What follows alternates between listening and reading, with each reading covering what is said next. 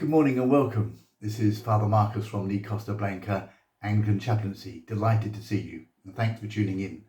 I haven't done a video for a few weeks just to give everybody a little bit of a break from all the stuff that I keep on sending out to everybody, but we're back in the swing of things now. Sunday, this coming Sunday, if you're able to get to church, you will hear the story of the first miracle that Jesus did, or the sign as John calls it in his gospel, the wedding at Cana in Galilee, where Jesus turns water into wine. Just a little bit of background so that it all makes sense. In those times when a wedding took place, it was a huge deal for the couple and for the community. Everybody would be invited. It would normally take place on a Wednesday, and the couple would be treated like a king and a queen. They would be dressed in their absolute finery. They would wear crowns on their heads, and at the end of the ceremony, they would be processed through the streets underneath a canopy, absolutely like royalty, and they would be processed from the celebration back to their house. They wouldn't go on a honeymoon like we're used to, but they would stay at home for a week, holding what we might describe as an open house. And people would come and spend time with them throughout that week. It would be like a week-long celebration party with singing and dancing and drinking and food. And it would go on for the whole week. And everybody who came would, when they arrived at the house, a good practice would be that they would wash their hands and their feet, and at the entrance to the house would be these great stone jars of water to enable everybody to wash themselves thoroughly as they came in.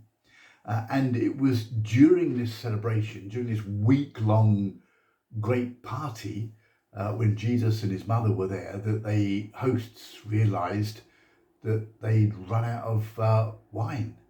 And this was going to be such an embarrassment for the family. They hadn't anticipated so many people coming and drinking so much and having such a great time. And it would be a huge embarrassment. And the family would be absolutely downcast as a consequence of this, and desperately sad and feel almost excluded because they hadn't prepared properly. And that would be grim. And so Jesus brings about this first sign, this miracle, and he changes the water into wine, and the good fortunes of the family and the good standing of the family is re-established. And that's what the story is this coming Sunday. We're not at a wedding in Cana in Galilee at the moment, but there is this feeling that so many of us got that some of our the essence of being and enjoyment has been drained from us, where we can't celebrate like we normally do. We can't enjoy the things that we normally do. We can't get together like we normally can. And it's a bit like our lifeblood has been drained away from us. Now, this isn't a discourse in miracles. Miracles are those actions of God, that activity of God, that energy of God that we can't understand, we can't grasp, but they point to the glory of God and the presence of Christ in our lives. And John's Gospel is full of them. And so we need to take them seriously. And many of them relate to where we are. The first one I'm going to just draw your attention to is this sense of well-being.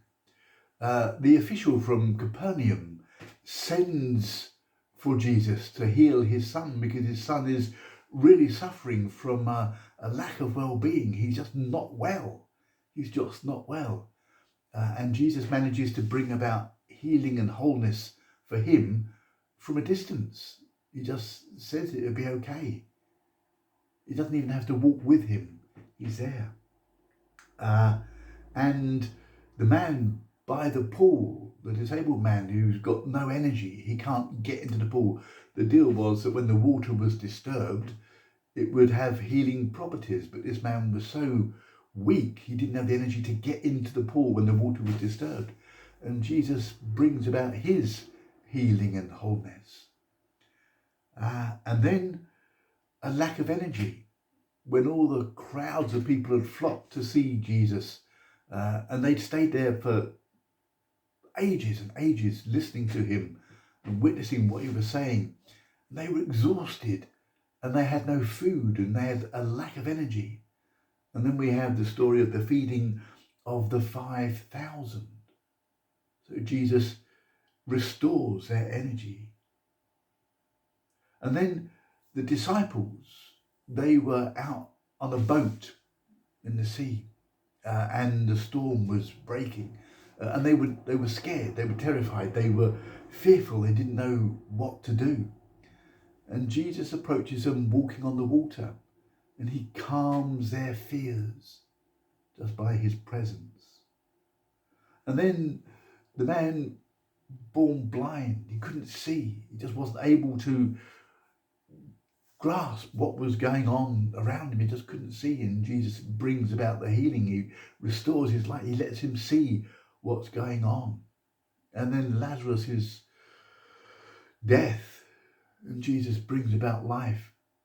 And the point I'm going to try and make is that in the midst of all of this stuff that we're going through, we can either allow ourselves to feel completely drained and as if we've got nothing, or we can understand that Jesus is going through this with us and he walks alongside us, and he does offer us ways in which we can experience that sense of well-being, or he does offer us whatever it is that we need to somehow regain our emotional and our spiritual strength, and somehow give us that energy that will drive us to just keep on going. And his presence with us will enable us to overcome those fears that we have, and enable us to see the things that it's right for us to see. We can either look just at statistics and numbers and sadness and look for the worst, or we can have eyes that will see that there are glimmers of hope and things are changing, and they're changing for the better, and there will be a way out of this in the not too distant future. So I want to offer you, if I can, some hope of the reassurance that Jesus walks this path with us, and if we allow him to hold our hand as we walk through these tough times, we will be reassured by his presence. He knows what we're going through. He knows our mental and our spiritual and our physical and our social anguish, and he'll never leave us. He'll never let us deal with it all on our own. And the scriptures are full of the strength that we can gather from him if we allow him and his spirit just to dwell within us. So, my friends, bless you. Please, if you can, grasp that sense of uplifting joy that comes from knowing that Jesus wants us to be okay. He wants us to be okay. So much so that at the wedding feast, not only did he restore the emotions and the feelings of the hosts, but he made sure that the guests had a great time by making sure they had something to drink. I've got a nourishing cup of tea, and that'll do me for today. But bless you, bless you, bless you, and I'll see you very soon. Bye now.